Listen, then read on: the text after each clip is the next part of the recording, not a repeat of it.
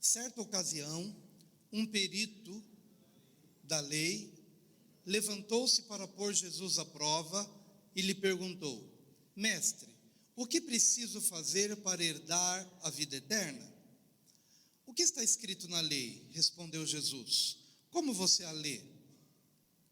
Ele respondeu: ame o Senhor, o seu Deus, de todo o seu coração, de toda a sua alma, de todas as suas forças e de todo o seu entendimento, e ame o seu próximo como a si mesmo. Disse Jesus: você respondeu corretamente, faça isso e viverá. Mas ele, querendo justificar-se, perguntou a Jesus: e quem é o meu próximo? Em resposta, disse Jesus: um homem descia de Jerusalém para Jericó, quando caiu nas mãos de assaltantes. Estes lhe tiraram as roupas, espancaram-no e se foram, deixando-o quase morto. Aconteceu estar descendo pela mesma estrada um sacerdote. Quando viu o homem, passou pelo outro lado. E assim também um levita, quando chegou ao lugar e o viu, passou pelo outro lado. Mas um samaritano, estando de viagem, chegou onde se encontrava o homem e, quando o viu, teve piedade dele. Aproximou-se, enfaixou-lhe as feridas, derramando nelas vinho e óleo. Depois colocou-o sobre o seu próprio animal, levou-o para uma hospedaria e cuidou dele. No dia seguinte, deu 2 denários ao hospedeiro e disse-lhe: cuide dele, quando voltar lhe pagarei todas as despesas que você tiver. Qual destes 3 você acha que foi o próximo do homem que caiu nas mãos dos assaltantes? Aquele que teve misericórdia dele, respondeu o perito na lei. Jesus lhe disse: vá e faça o mesmo.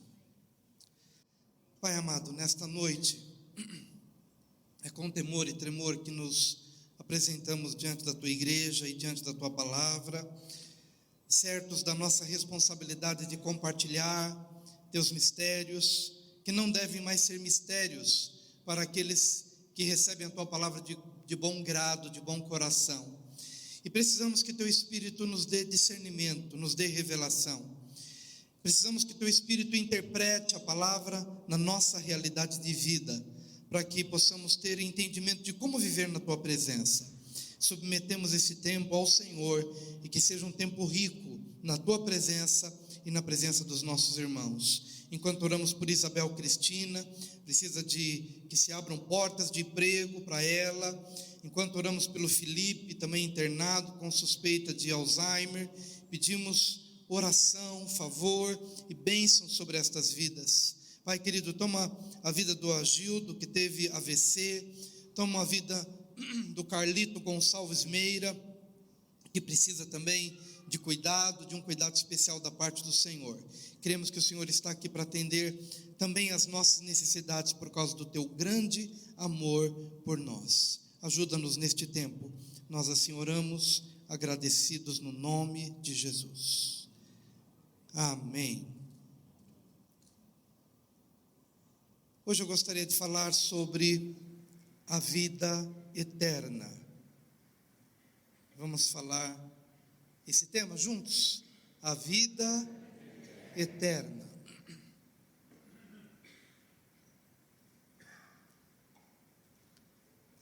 Algumas coisas importantes a se falar sobre a vida eterna a partir dessa passagem bíblica.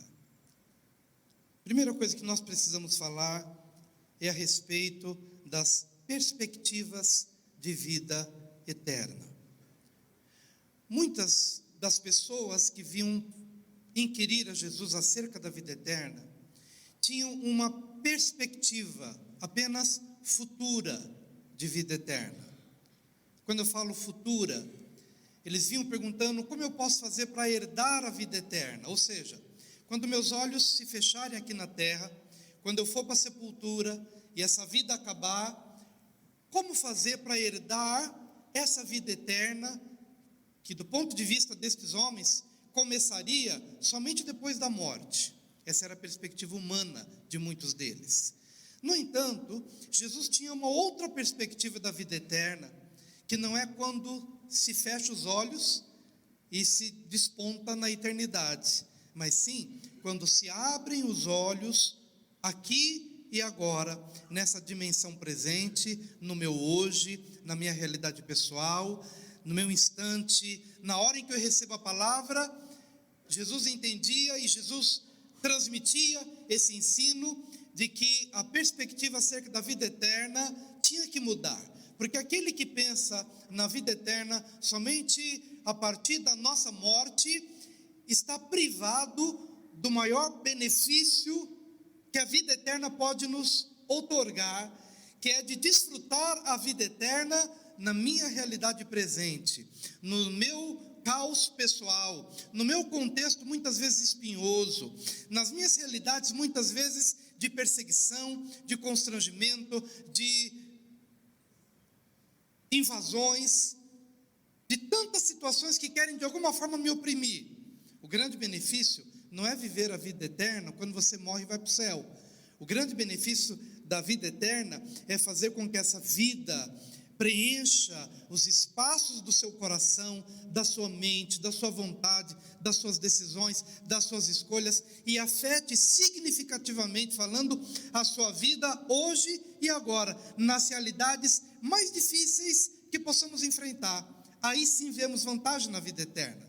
E Jesus, quando então procura trazer isso, ele vai desejando que essa verdade seja assimilada, para que eu não corra o risco de viver a vida inteira uma vida miserável, não apenas do ponto de vista social, mas miserável no sentido de oportunidades perdidas, de relacionamentos quebrados, de amargura do coração, correr o risco de viver uma vida inteira e chegar diante de Deus e ouvir dele o seguinte: filho, você perdeu a oportunidade de viver o melhor da história. Quando, Senhor? Eu pensei que o melhor estava para depois da morte. Não, o melhor começa na sua realidade pessoal, nos ambientes talvez mais hostis, e fazer prevalecer a vida eterna no seu hoje, no seu agora, na sua realidade familiar, profissional, nos seus relacionamentos, em tudo que lhe diz respeito.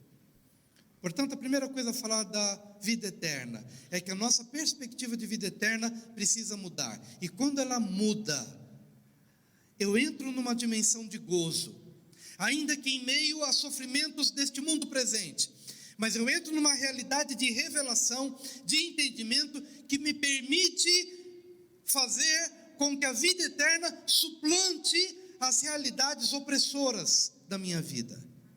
É nessa hora que o meu casamento começa a mudar. É nessa hora que eu começo a ser invadido por uma bondade. É nessa hora que eu começo a ter esperança. É nessa hora que eu começo a perceber que essa realidade que Jesus quis implantar no coração do homem quando o ensinou a fazer a oração do Pai Nosso.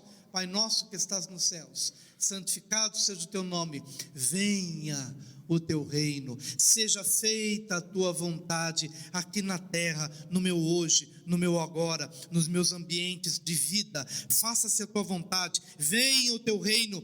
E então, queridos, como é gostoso a gente poder perceber que a vida eterna chegou, e ela se acampou, e ela desceu com glória, e ela desceu com bondade, e ela desceu com generosidade, e ela desceu com intensidade, e vai mudando a minha forma de pensar, de sentir, de agir, de me relacionar, de enfrentar a doença, de enfrentar a morte, até mesmo na iminência da morte, mas poder enxergar os céus abertos.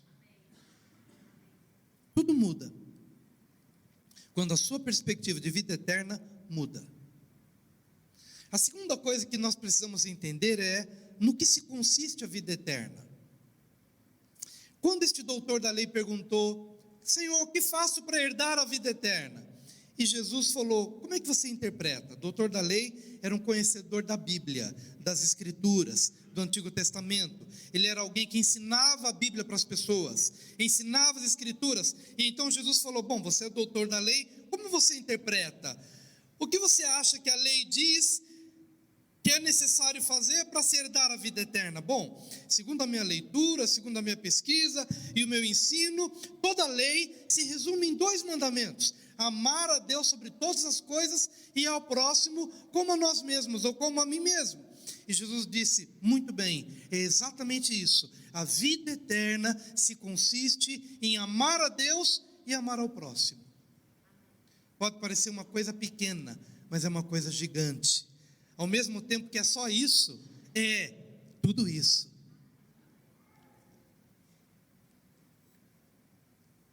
É só isso porque a gente acha muito simples, mas é tudo isso quando a gente começa a mergulhar na intensidade do que é amar a Deus.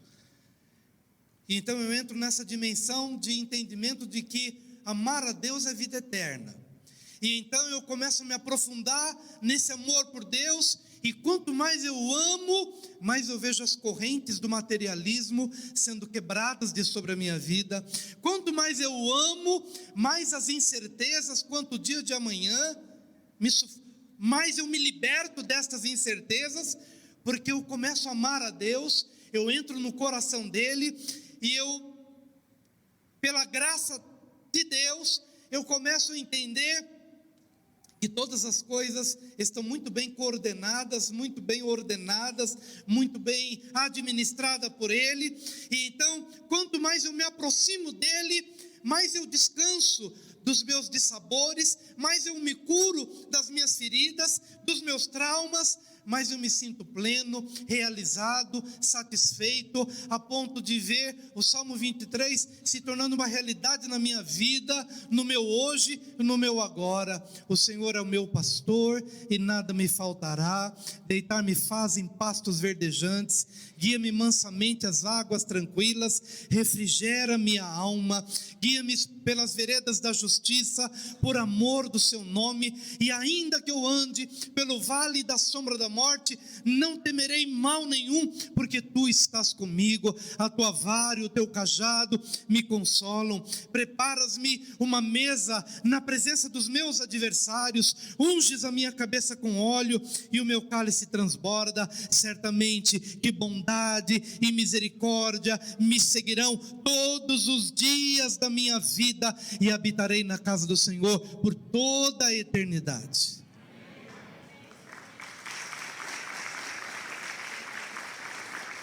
Isso é vida eterna.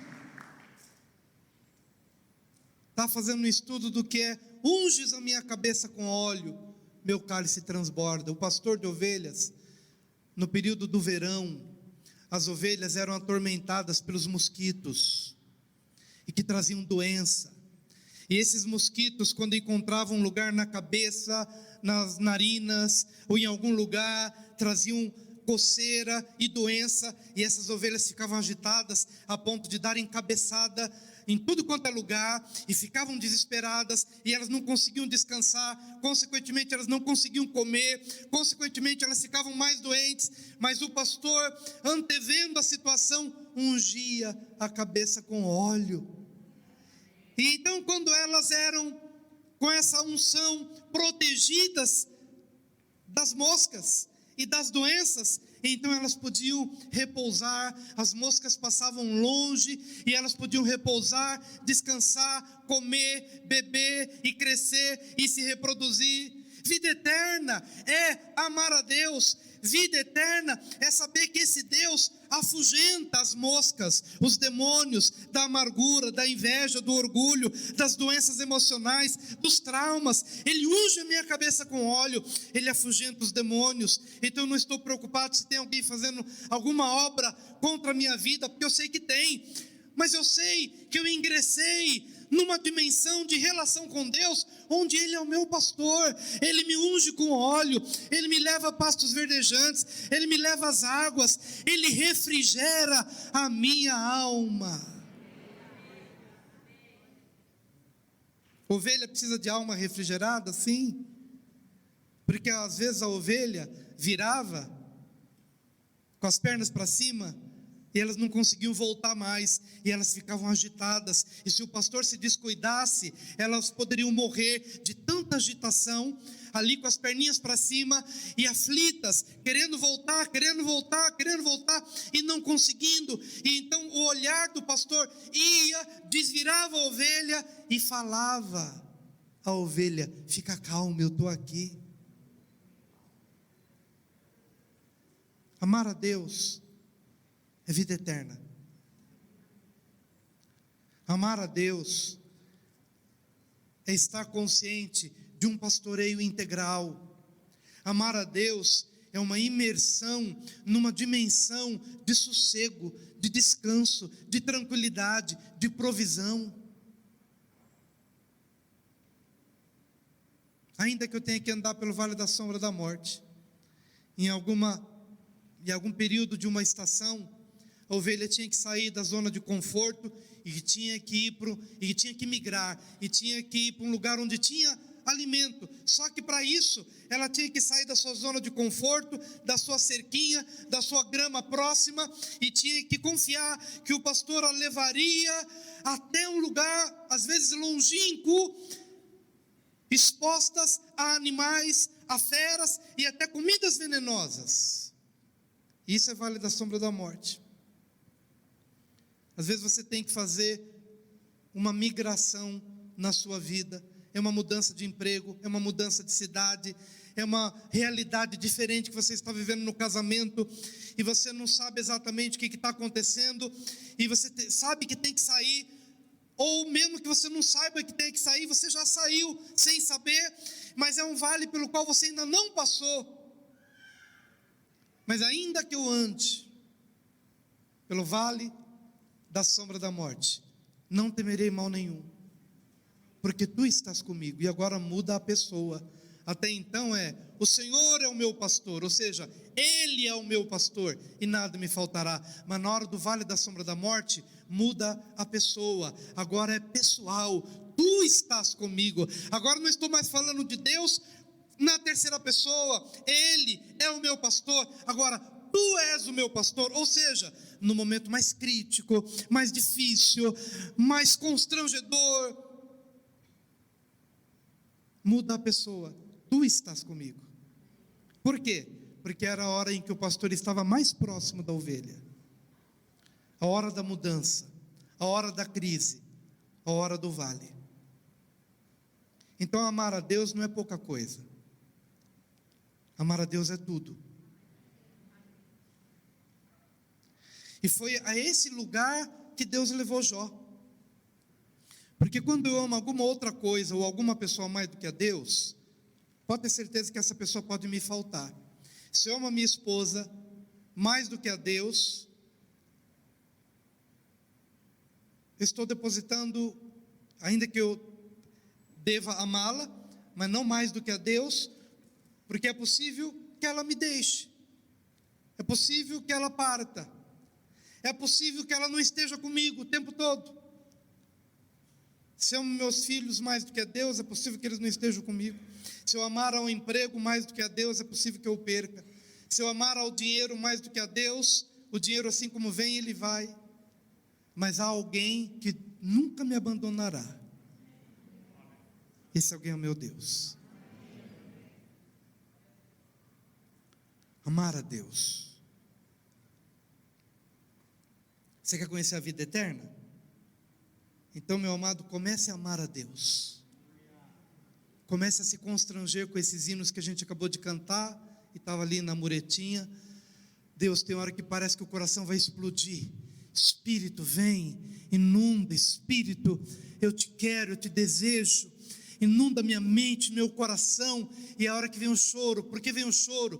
Porque o choro é o reconhecimento de que você não tem palavras para expressar o que você sente, que as palavras são pobres, que as palavras, por maior que seja o seu vocabulário, não são suficientes para expressar o que você sente, o que você deseja por Deus. Aí é a hora que vem o choro e você se rende a Ele. Se amar a Deus. Quer conhecer a vida eterna? Ame a Deus. Não ame o dinheiro, não ame o conforto, não ame a riqueza, não ame qualquer outra coisa deste mundo que possa lhe decepcionar. Ame a Deus, e a vida eterna se manifestará na sua vida. Amar a Deus e amar ao próximo, como a mim mesmo. Agora, quando entra em vigor a vida eterna? Se dissemos que ela é para hoje e para agora, mas quando ela entra em vigor? Quando aquele homem respondeu bem: Senhor, o que eu entendo na lei é que a vida eterna ela é consequência direta de se amar a Deus e amar ao próximo. Jesus, o aplaudiu e diz: muito bem. Como a gente parabeniza as crianças quando elas respondem bem, né? Muito bem, você acertou, a tua resposta foi joinha, foi perfeita, mas falta-te uma coisa: faça isso, e a vida eterna vai se manifestar. O que ele estava querendo dizer é o seguinte: é que a vida eterna não se manifesta enquanto ela está restrita ao ambiente apenas do conhecimento. A vida eterna se manifesta quando eu transfiro aquilo que conheci para a minha realidade de vida prática. Aí a vida eterna vai ter expressões nunca antes conhecidas. E é sobre isso que o Senhor está falando com aquele doutor da lei. Doutor da lei, você conhece, a sua resposta foi perfeita. É exatamente isso: amar a Deus e amar ao próximo. Mas o que eu te recomendo e o que eu te aconselho é: ponha em prática, coloca isso como uma realidade prática na sua vida, faça isso e viverá. Algo que deve me causar estranheza é a gente participar de cultos e cultos, é da gente ouvir pregações e pregações, é da gente participar de congressos e congressos, e a gente sai desses congressos cheios. Mas quando a gente vai observar a nossa própria vida, ou a vida daquele que participou de seminários em seminários, congressos e congressos, o que de fato mudou na sua vida? Você se tornou um marido melhor? Você se tornou um pai mais presente? Você se tornou uma pessoa mais generosa? Você consegue usar um banheiro e pensar que depois de você tem uma outra pessoa, ou seja, e essa outra pessoa, por mais que você não saiba o nome, mas ele é o seu próximo. Amar a Deus e amar ao próximo como a você. Como você gostaria de receber um ambiente? Faça para o outro. Como é que você age quando você é mandado embora injustamente e você sabe que uma outra pessoa virá ocupar o seu lugar? E então, se você entendeu o princípio de amar ao próximo como a mim mesmo, ou como a você mesmo, como é que você prepara o seu setor? Puxa, eu fui mandado embora injustamente, então agora o outro que se vire para saber onde está o documento, qual é o contato que ele tem que fazer, quando é a data de pagar aquela conta, enfim, quais os caminhos, ele que se vire. Por quê? Porque eu fui vítima de uma injustiça, ou não, ou você compreendeu que amar ao próximo fui injustiçado, fui mandado embora, mas há alguém que vai tomar o meu lugar, e se ele tem causa nisso ou não, mas ele é meu próximo, então eu vou deixar escrito o dia do pagamento, em que pasta está, em qual contato fazer, qual é a pessoa com quem ele tem de conversar. Por quê? Porque não importa o nível de injustiça que se manifestou contra mim, o que importa é que a vida eterna, ela só se manifesta quando nós entendemos que ela não pode ser apenas restrita a um entendimento, a um conhecimento. Ela só se manifestará quando de fato eu me torno livre para amar o meu próximo, sendo ele merecedor ou não, tendo ele causado um prejuízo ou não, mas ele é meu próximo.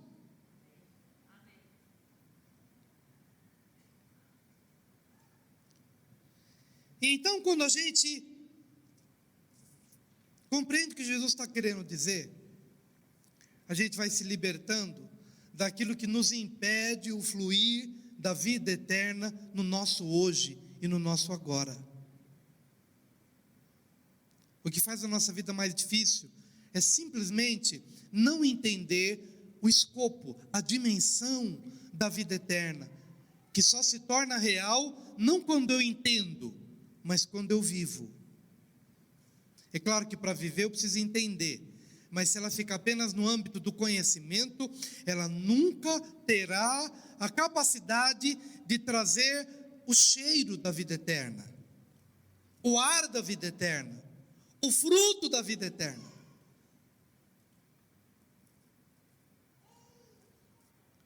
É por isso que eu digo que esse entendimento muda o meu casamento. Esse entendimento muda as minhas relações profissionais. Esse meu entendimento muda o meu entendimento acerca da vida em comunidade. Por causa do meu próximo.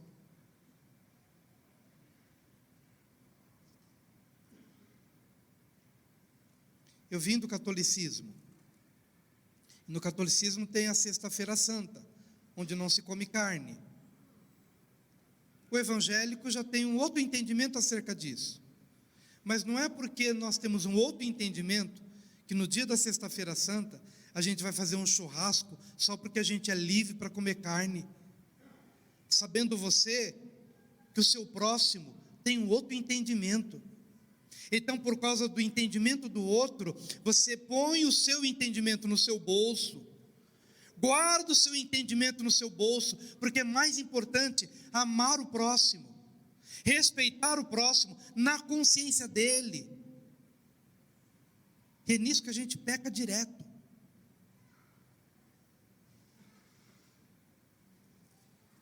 Porque a gente não consegue fazer da nossa liberdade uma ponte para amar, mas sim para odiar ou para desrespeitar. Amar o próximo como a nós mesmos. Quando é que essa vida se manifesta? Não é quando você apenas conhece, mas é quando você transforma o conhecimento em prática na sua vida. Faça isso e você vai viver.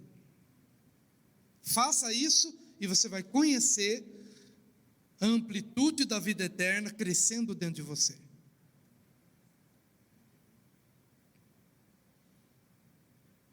No que a vida eterna difere da religiosidade? Quem tem a vida eterna, vive a vida eterna. Quem apenas tem uma religião, faz o que o doutor da lei fez. Quando Jesus disse: como é que você interpreta a lei? Senhor, eu entendo que para herdar a vida eterna preciso amar a Deus e amar ao próximo. E então Jesus, como uma flecha no coração, disse: ok, faça isso e você vai viver. Aquele homem se sentiu nu diante de Jesus. Sabe quando alguém é pego em alguma situação meio constrangedora e o outro viu ele fazendo uma coisa que ele não se sentiu tão bem? Ele fica como que nu diante da outra pessoa. Pois bem, quando Jesus disse: faça isso, põe em prática na sua vida e você vai viver, o homem logo discerniu: bom, ele me desmascarou, ele tirou o meu véu, eu estava me escondendo atrás do manto do bom homem cumpridor da lei. Mas quando ele disse: faça isso e viverá, ele está apenas diagnosticando que isso que eu entendo sobre vida eterna é apenas conhecimento, mas não é prática, não é vida. Então eu estou envergonhado, e quem está envergonhado, ele se justifica. E foi isso que ele fez. Qual é a diferença entre a vida eterna e a religiosidade? Quem tem a vida eterna não precisa se justificar, ele simplesmente vive.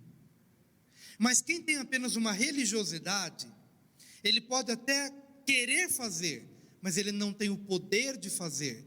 Então, por não ter o poder de fazer, ele vai passar a vida inteira se desculpando, ou vai passar a vida inteira se justificando. Você sabe quando você passa uma ordem para o filho e ele não está com vontade de fazer? Você já sabe que na hora H ele vai se justificar e não vai fazer. Porque quando não há vontade de fazer, ele vai achar uma desculpa por não ter feito. Mas isso é religiosidade. Mas quem tem a vida não se justifica, ele vive, ele faz. Então esse homem, para se justificar, ele perguntou: mas quem é o meu próximo? Em outras palavras, eu não vivo porque eu não sei quem é o meu próximo. E assim vamos vivendo a nossa vida. Às vezes não ajudamos o pobre porque não queremos ajudar, mas nós nos justificamos, dizendo: não vou ajudar não, porque se eu ajudar vai acontecer isso, isso e isso. E pode ser até que você tenha razão, mas no fundo você não ajudou, não pela razão que você disse acerca do problema, mas porque você não queria fazer. Isso é religiosidade. Quem é religioso vai sempre achar uma desculpa, vai sempre achar um motivo para não fazer. Não tenho tempo, não tenho dinheiro, não tive oportunidade, não sei quem é o meu próximo. Quem vive uma religiosidade, vive uma mentira. E Jesus quer nos libertar da mentira. Ele quer nos livrar de todo vestígio da hipocrisia, para que a nossa vida seja uma vida de essência, porque quem tem a vida eterna faz. Quem tem a vida eterna não apenas tem o desejo de fazer, a inclinação de fazer, mas ele tem o poder de fazer, ele tem a capacidade de fazer, porque ele recebeu essa capacidade pelo poder da palavra e pelo poder do Espírito que nele vive. Mas quem vive uma religiosidade, vive uma fórmula vazia. Ele pode até desejar fazer, mas ele não tem o poder de fazer. E por não ter o poder de fazer, vai passar uma vida inteira se justificando. Essa é a diferença da vida eterna para a religiosidade. Eu quero lhe dizer uma coisa hoje, que se a vida eterna for abraçada de todo o seu coração, você vai se livrar dos seus vícios, porque a vida eterna entra, ela traz o desejo. Deus opera em nós o querer, como Deus opera em nós o efetuar. A vida eterna produz o desejo, e a vida eterna dá a capacidade. Isso muda o meu casamento, porque eu passo a ter, muda o meu casamento, muda a minha família, muda as minhas relações, porque eu passo a ter o desejo, mas eu passo a ter a capacidade de operacionalizar essa vida na minha vida. Mas quem vive uma religiosidade, quando ele tropeça, ele vai achar uma desculpa. Ele se justifica.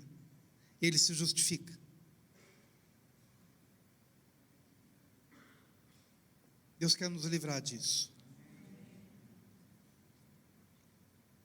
Mas qual é o fruto da vida eterna? Liberdade.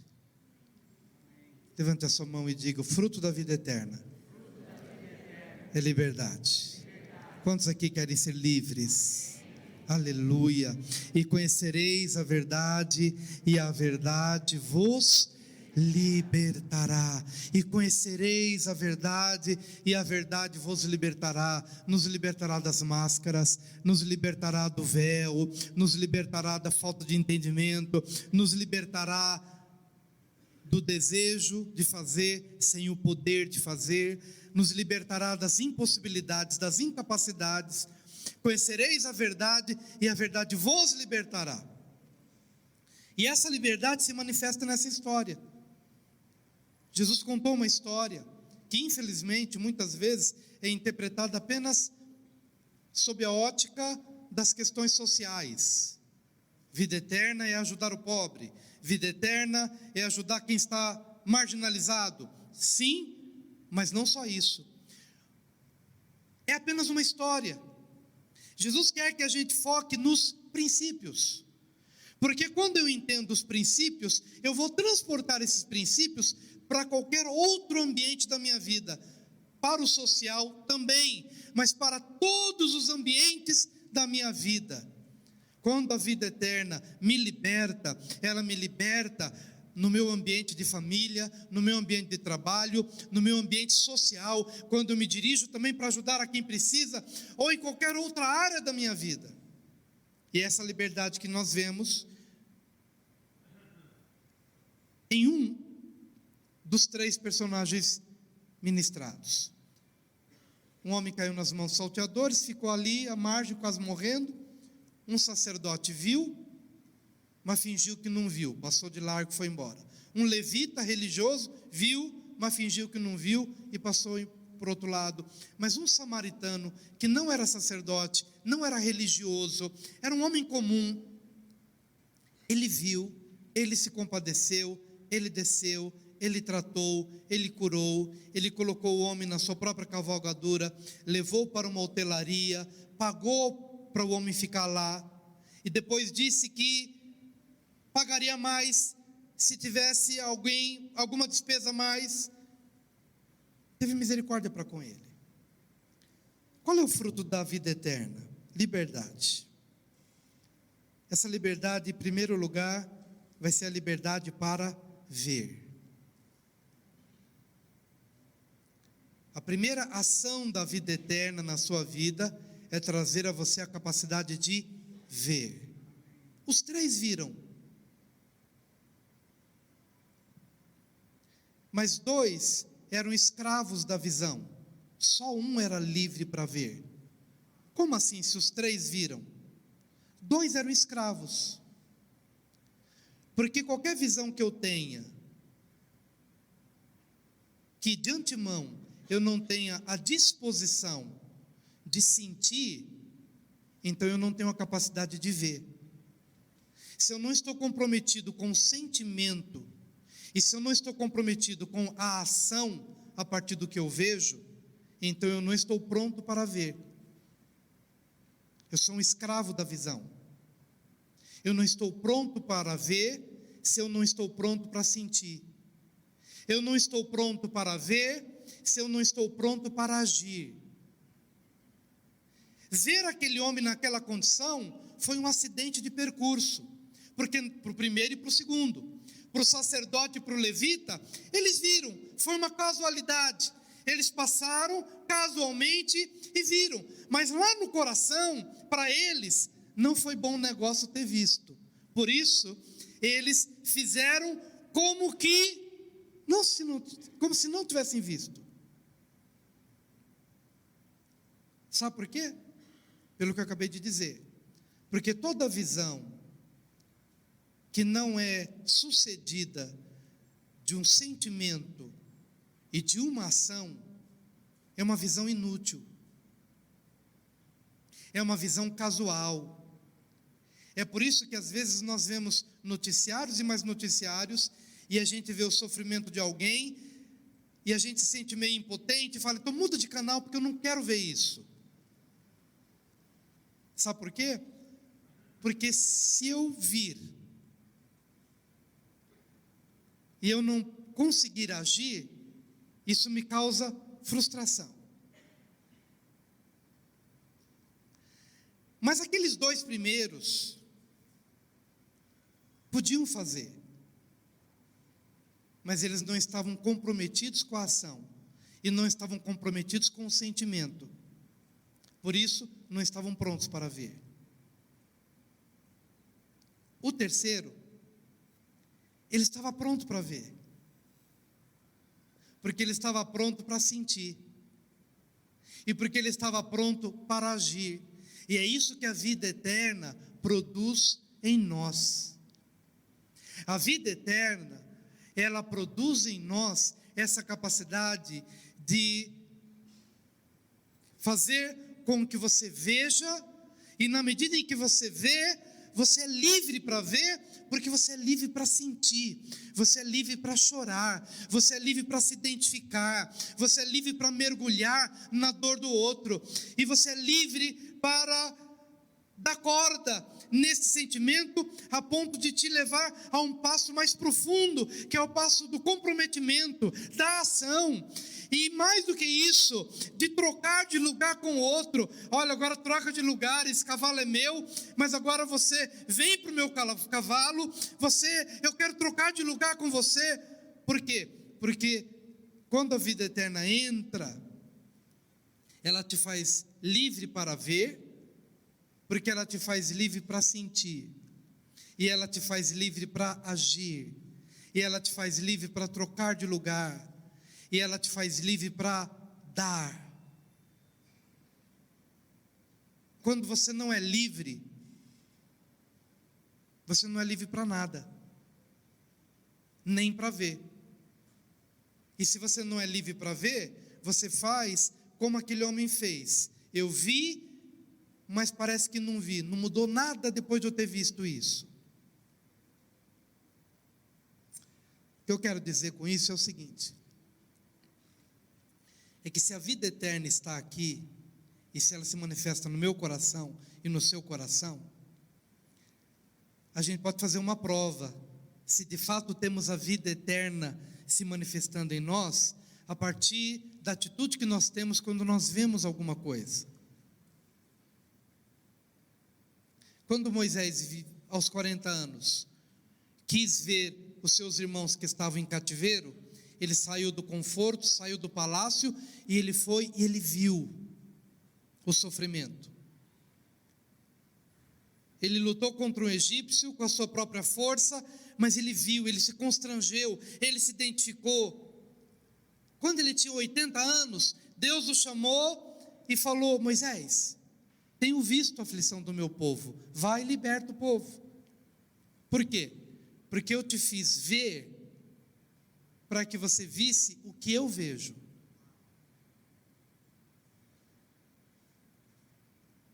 Aos 40 anos, você viu o sofrimento. Você não tinha ainda a capacidade de mudar aquela situação, mas agora você tem. Então, eu te fiz ver para que você possa sentir. E eu te fiz sentir para que você possa agir. E eu te fiz agir para que você troque de lugar. É isso que a vida eterna desencadeia na nossa vida. Até quando eu vou mudar de canal e não sentir o sofrimento das milhares e milhares e milhares de mulheres que são espancadas pelos maridos, e isso não me incomodar, e isto não fazer parte da minha lista de oração, e isto significar para mim como sendo apenas um índice a mais de violência no país, sem que isso me constranja, sem que isso como pastor me incomode, sem que isso mude a minha forma de dormir, de orar, de batalhar, como se isso não tivesse diferença na minha vida. Até quando eu vou conseguir dormir em berço esplêndido, sabendo que os jovens nas madrugadas estão mergulhando de cabeça na bebida, na embriaguez, no sexo ilícito? Até quando eu verei isso e passarei de largo, como se isso não tivesse nada a ver comigo, só pelo fato de eu ter meus 3 filhos na igreja?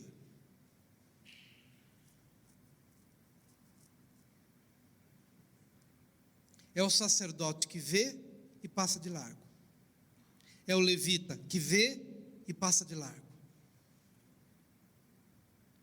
Eu sei que nós não podemos abraçar todas as causas, mas eu acredito que muitos de vocês têm se identificado com algumas. Então vai no seu veio. Você se identifica com as moças que engravidam? Então trabalhe com as adolescentes, vá nesse veio, identifique-se. Porque a vida eterna é isso, é isso que Jesus está falando para aquele homem, é isso que Jesus está falando para mim e para você. Ok, você sabe a teologia da vida eterna, amar a Deus e amar ao próximo. Faz isso e você vai ver a vida eterna se manifestando. E sabe o que vai acontecer? Então, quando você começar a trabalhar com as adolescentes, antes que elas engravidem, e você entende que isso é um chamado, e você ensina, e está com elas, e ministra, você se sente útil, você se sente realizado, você sente que a sua vida tem um propósito, tem uma razão de ser, seja qual for o chamado, seja qual for a identificação. Ontem, falando aos jovens aqui, conversando como conheci a Noemi, me casei com ela.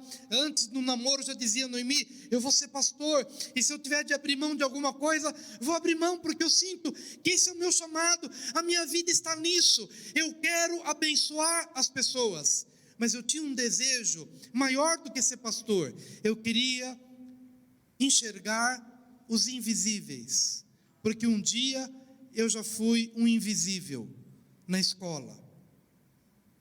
Todo mundo era visto, menos eu. Todo mundo era escolhido, menos eu. Então eu comecei a desejar, eu quero ser pastor para enxergar os invisíveis. Eu quero isso. Eu sinto essa identificação, e eu vou nesse veio, e eu vou nesse caminho. Então, quando uma criança passa por mim, e que talvez para muitos não seja importante, para mim é, quando ela chega e ela se agarra na minha perna, eu procuro dar atenção, porque eu acredito que aquele abraço e aquele afago pode fazer diferença na vida daquele pequenino, e isso é vida eterna. Então, quando eu faço isso, eu sinto que estou vivendo. E quando você faz, e quando você cumpre o seu chamado por amor, a vida eterna vai correr pelas suas veias espirituais. Faz isso e você vai viver.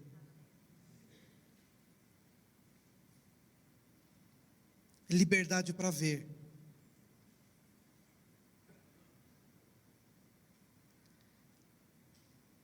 Vida eterna é liberdade, primeiro, para ver. Segundo, é liberdade para sentir compaixão. Meu amado, mergulhe na compaixão de Deus. Não há nada mais maravilhoso do que você abrir a torneirinha da compaixão, e aí, Senhor amado, abre meus olhos, e na hora que eu começo a ter meus olhos abertos, na hora que meus olhos se abrem, aí eu começo a enxergar, aí eu começo a sentir, aí eu começo a dar vazão.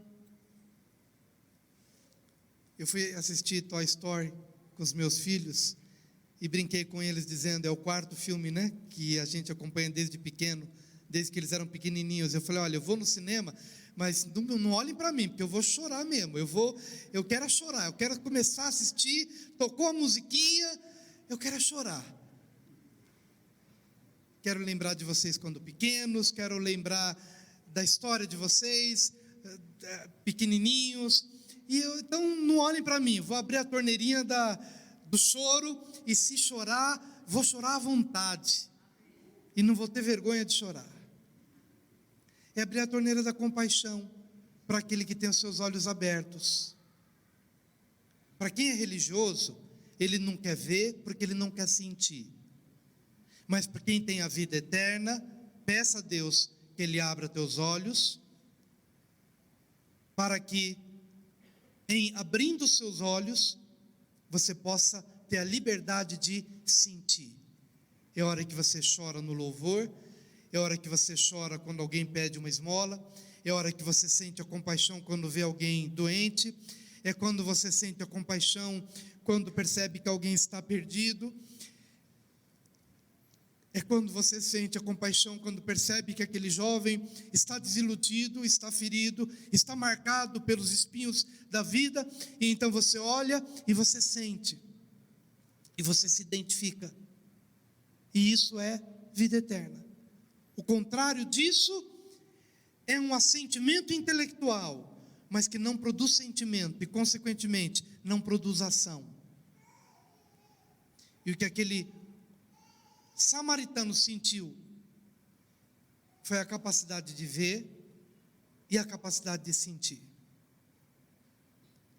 e como consequência disso, ele agiu. E quando ele agiu, ele desceu e cuidou das feridas. 25% dos ex-combatentes de guerra dos Estados Unidos, tanto da guerra do Vietnã, quanto da guerra do Iraque. 25% dos moradores de rua, não dos combatentes, reformulando, 25% dos moradores de rua hoje nos Estados Unidos são ex-combatentes da guerra do Vietnã ou da guerra do Iraque. Que estão nas ruas por quê? Voltaram da guerra, desequilibrados emocionalmente, feridos, não conseguiram, alguns deles, constituir família ou conservar a família, os traumas psicológicos violentos desagregaram o ser, a personalidade e a convivência. E agora, da guerra do Iraque, esses efeitos se manifestaram mais rapidamente do que da guerra do Vietnã. Ou seja, as pessoas estão adoecendo numa intensidade maior. E uma mulher que decidiu descer até um deles, só pôde descobrir que ele era um ex-combatente quando ela desceu para cortar o cabelo dele.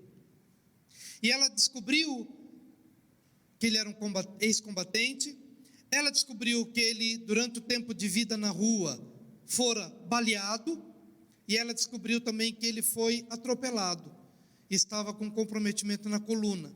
Mas ela só conseguiu perceber o tamanho do estrago quando ela viu, quando ela sentiu e quando ela agiu.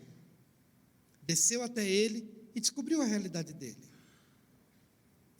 Pastor, não vivemos num contexto de guerra como lá.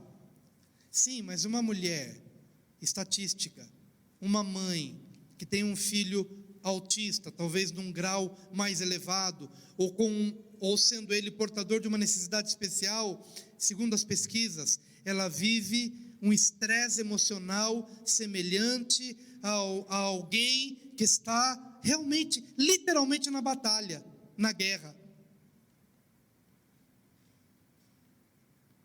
Então você pode perceber que tem muito mais gente ferida do que você imagina. Não precisamos estar num contexto literal de guerra. Já vivemos uma guerra. Já estamos sob um estresse terrível.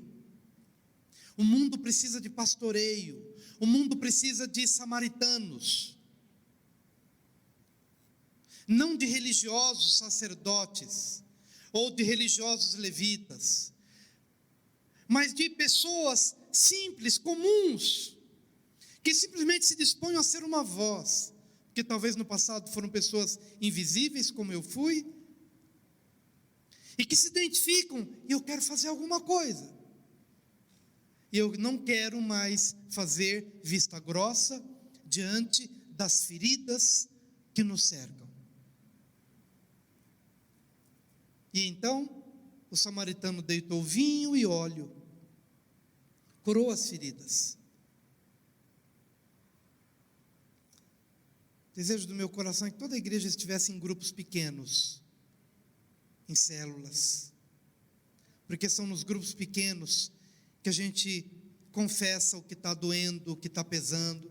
É no grupo pequeno que a gente compartilha a nossa dor.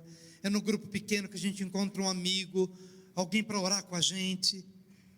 Eu quero chamar a igreja para fazer isso de agosto a novembro, trabalhar o livro de Tiago. É o que nós vamos fazer. Amém, queridos?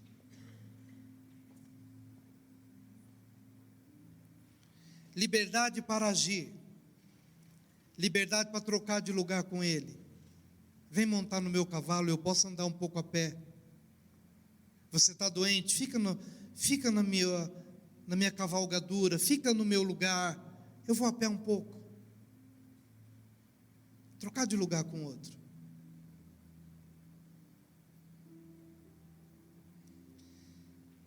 Depois de melhor, aquele homem montou no cavalo e eles foram.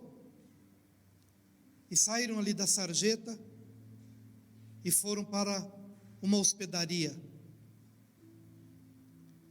Eu quero ser usado na sua vida e gostaria que você fosse usado na vida de outras pessoas, para ajudar as pessoas a mudarem não necessariamente de geografia, mas mudarem de posição.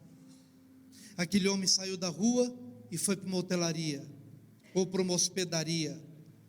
O samaritano foi um ponto de transição.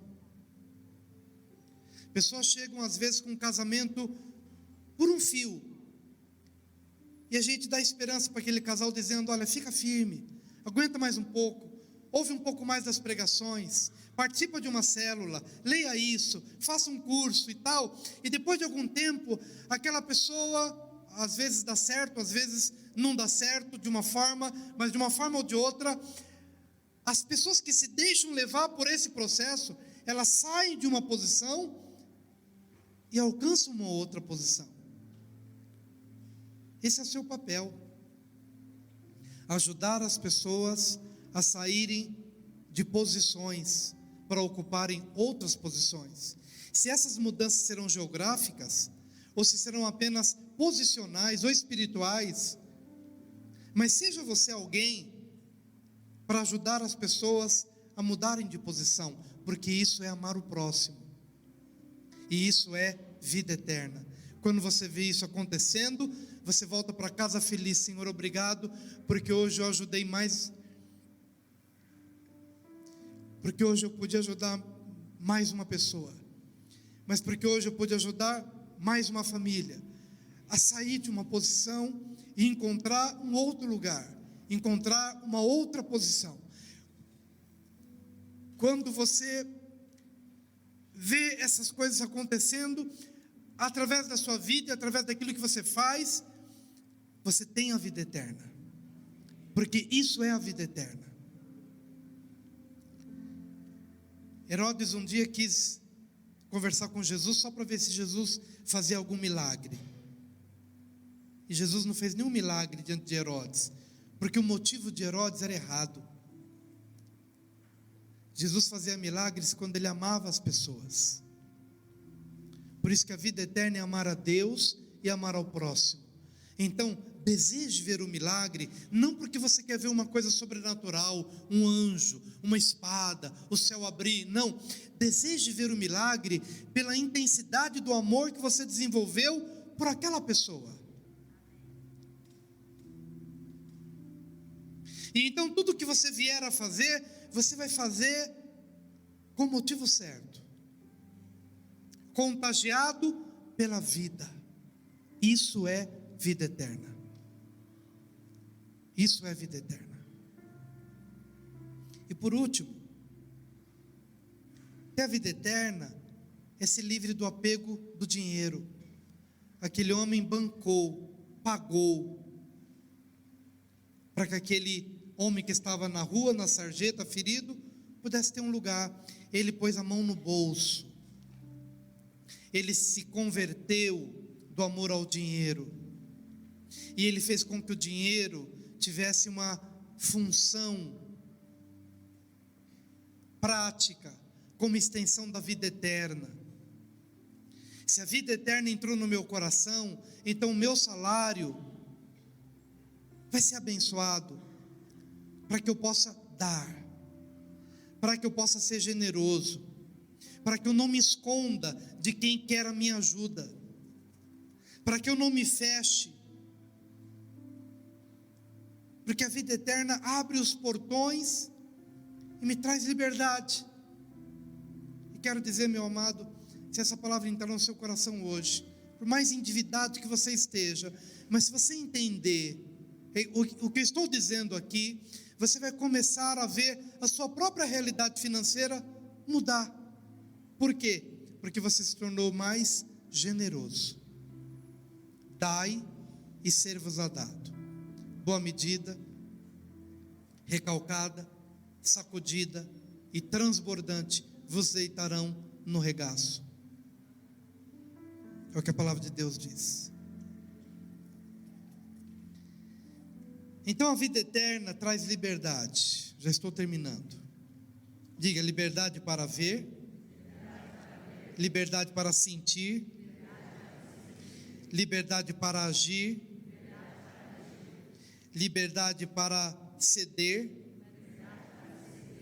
liberdade para mudar, liberdade para dar. E essa história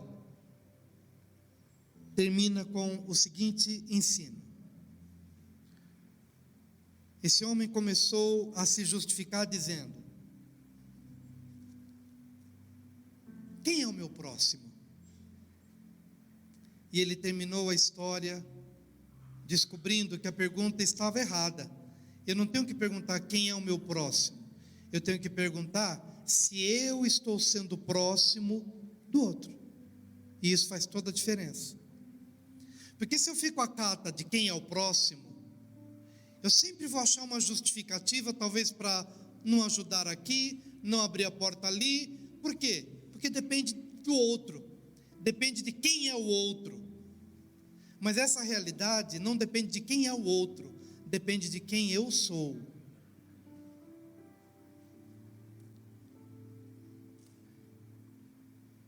Se eu acho que depende do outro, eu vou me justificar dizendo o outro não merece. Mas quando eu tiro a responsabilidade do outro e eu coloco sobre mim, que foi o que Jesus ensinou, quem foi o próximo daquele que caiu? Aquele que usou de misericórdia para com ele. Então a questão não é quem é o meu próximo, e sim se eu sou próximo de quem quer que seja. Porque já não depende mais de quem é o outro, mas depende de quem eu sou. E se depende de quem eu sou, então eu sou livre. Eu sou livre para fazer. A lei do Antigo Testamento não é a lei da liberdade. Porque a lei do Antigo Testamento diz olho por olho, dente por dente. Ou seja, se você furou meu olho, eu tenho o direito de furar o seu. Não posso ir além, mas eu tenho o direito de furar o seu. Mas a lei da liberdade diz o seguinte: você pode ter furado o meu olho, mas eu sou livre para não furar o seu. Porque não depende do que você fez, depende de quem eu sou. E se o Evangelho entrou na minha vida, e se a vida eterna entrou na minha vida, não importa o que o outro fez, o que importa é quem eu sou. E é nessa condição que eu posso então amar quem me odeia. É nessa condição em que eu posso falar bem de quem fala mal de mim. E é nessa condição em que eu posso orar por quem me persegue. Por isso que a vida eterna é amar a Deus e amar ao outro. Porque me coloca numa condição em que eu não sou refém de ninguém, nem de circunstância alguma. Sou livre. Sou livre. E essa liberdade Deus está te oferecendo. Oferecendo a mim, oferecendo a você a cada dia. Eu quero orar com você nesse momento. Oh Deus, obrigado pelo teu rio. Obrigado pela tua graça. Obrigado pelas tuas águas. Obrigado, Senhor. Não temos palavras para expressar a nossa gratidão por tão grande amor.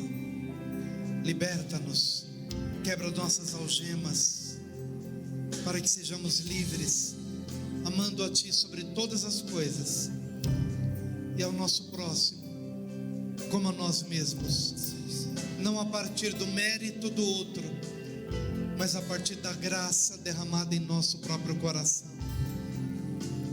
Que Teu povo seja liberado na paz, no shalom, na bênção da vida eterna. Diga bem alto: Jesus Cristo, Tu és o Senhor da minha vida, único Senhor e Salvador pessoal. Eu me rendo a Ti de todo o meu coração. Eu quero desfrutar dos benefícios desta vida para sempre. Que a graça que há em Cristo Jesus, que o amor de Deus Pai e que a comunhão do Espírito Santo de Deus seja sobre a igreja, hoje e sempre. Dê um abraço na pessoa que está do seu lado. Vai na paz, vai no shalom. Deus abençoe, Deus abençoe, Deus abençoe.